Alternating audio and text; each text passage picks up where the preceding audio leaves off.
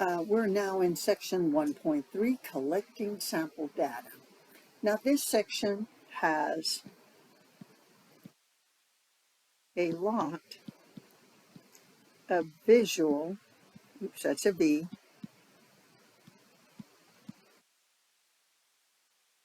pictures to help understand.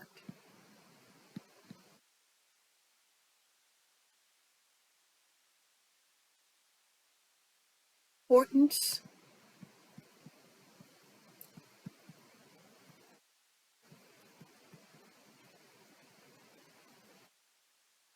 of collecting a set of data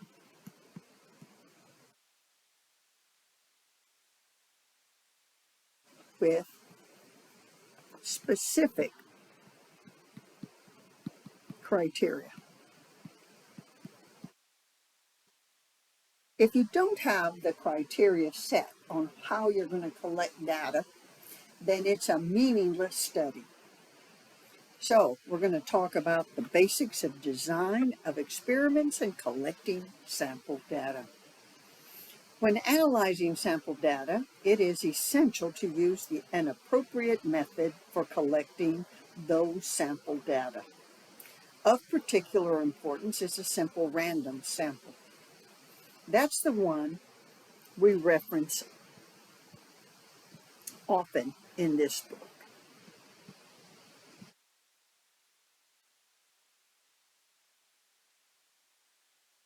And we call it the litmus test.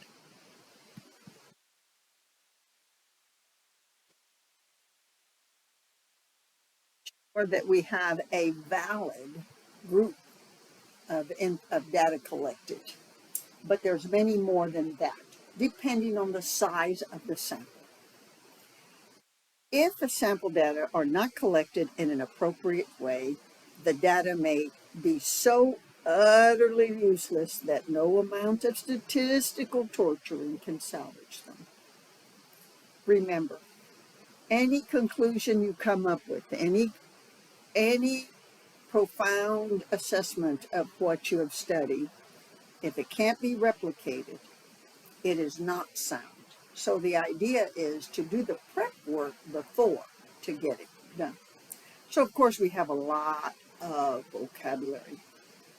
And some of it is for what we call an experiment, and some of it is for observation. So the first one is something this particular book mentions, and it's the gold standard. The gold standard is using a placebo treatment to randomness. And that means that we have accommodations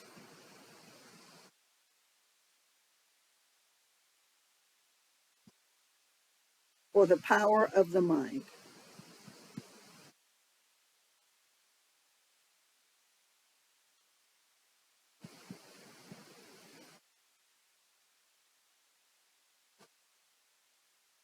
People often say they can will themselves well. And there is some studies regarding the fact that a placebo is nothing more than a sugar pill. But if you feel strongly that there is medicine there to cure your ailment, you will get better.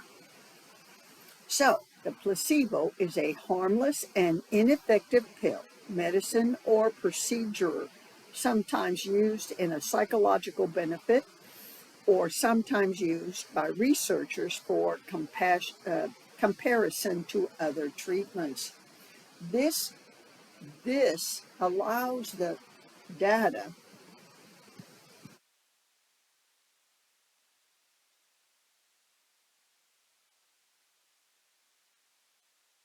the collected data to have um, the medicine, usually it's medicine, tried, be challenged,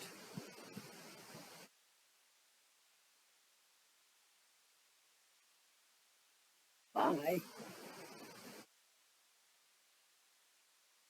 the will of the body, the placebo effect.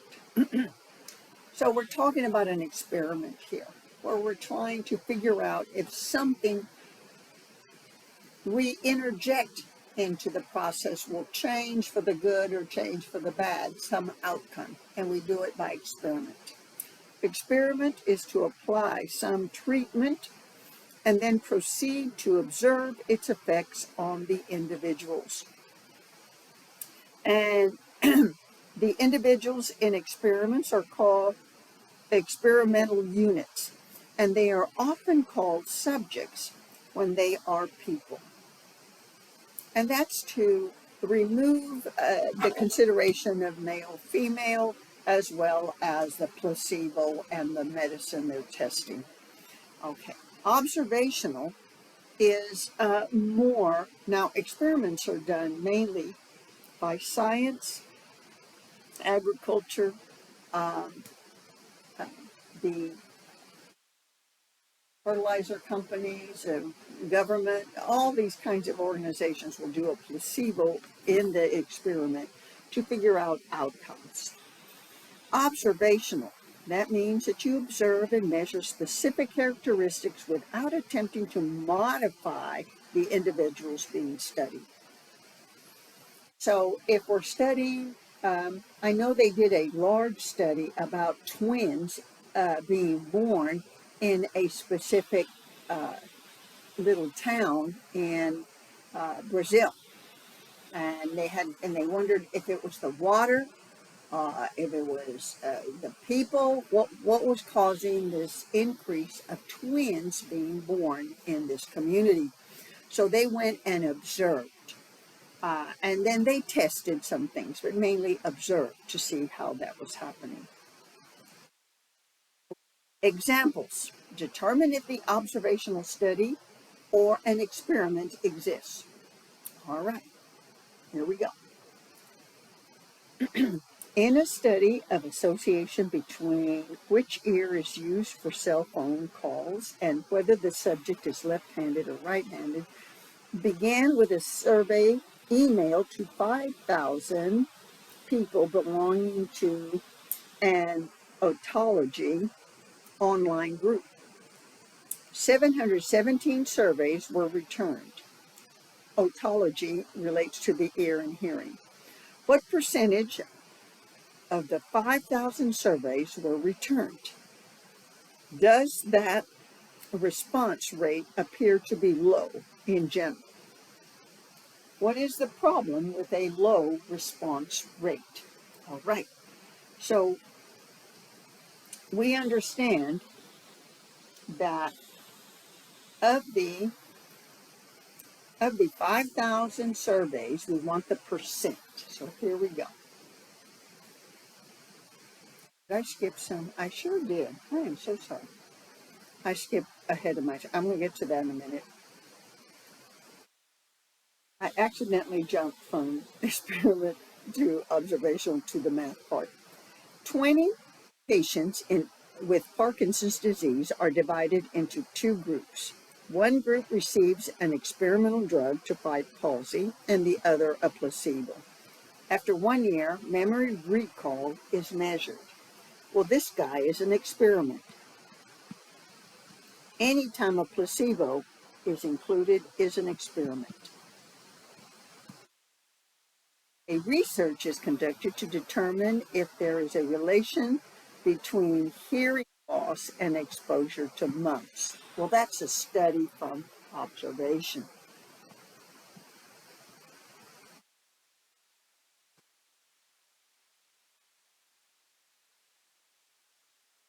Now I'm getting right where am I supposed to be. I'm sorry.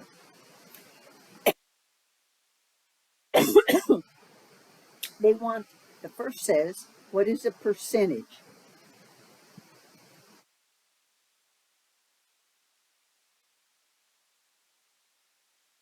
Because they wanted uh, surveys returned.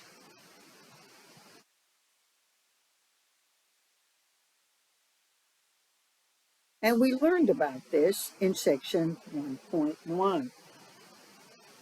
So we had 717 returned surveys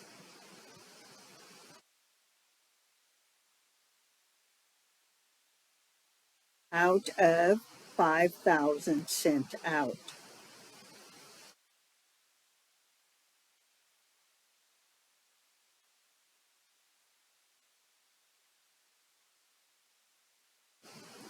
So we're going to get our calculator.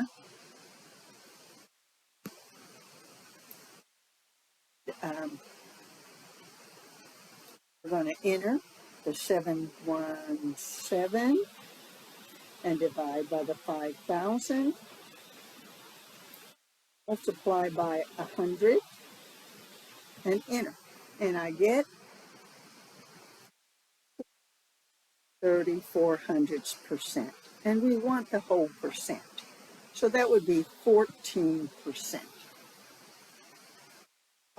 were returned. This response rate is, or appears to be, oh, what is the problem with a very low response rate? Well, we understand then that problems that can happen from a low return rate, the non-response, uh, and that causes issues with the participation scale and the validity of what you collected, the sample that remained. Okay, so it creates a serious potential for confounding, which creates a serious potential for erroneous conclusions. No, not confounding, no. It does not allow for sufficient replication to produce a random sample. No, it has nothing to do with the replication because we're talking about the conclusion they had. It indicates a lack of blinding. No, blinding has nothing to do with this type of survey. Blinding is used and blinding is used in medicine. So this is just survey. And the last one says it creates a serious potential for getting a biased sample that consists of those with a special interest in the topic, and that's what it is. Because of the non-response, which is the reason for the low profile, is that only the ones interested in making their point are the ones that applied. Very dangerous. Design of an experiment now. Replication is a repetition of an experiment on more than one individual. And this is a test of strength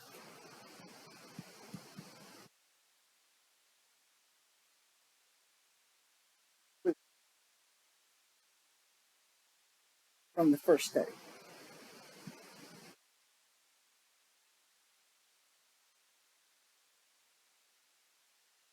Now, it won't be, we understand it's not going to be exact, but it should be within the realm of acceptability, close enough to be true.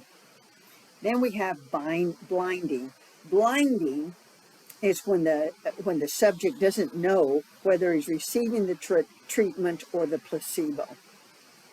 Double blinding is when the person administering the treatments doesn't even know who's getting the placebo and who's getting the medicine, so that his body language and his presence does not alert the patient. This is very strong in process. Only the ones doing the study know which subjects have the placebo and which have the treatment.